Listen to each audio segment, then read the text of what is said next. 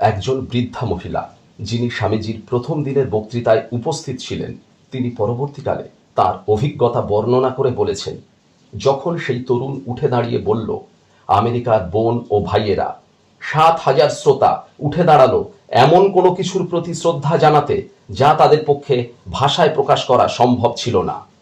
যখন বক্তৃতা শেষ হলো, তখন দেখলাম দলে দলে মেয়েরা বেঞ্চ টপকে তার কাছে এগিয়ে যাচ্ছে।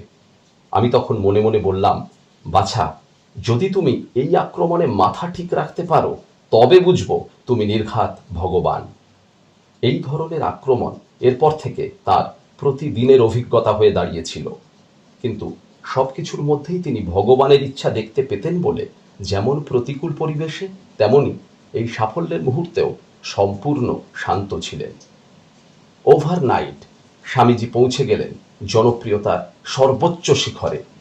সমগ্র আমেরিকা জুড়ে চর্চার মূল কেন্দ্রবিন্দু হয়ে উঠলেন স্বামী বিবেকানন্দ।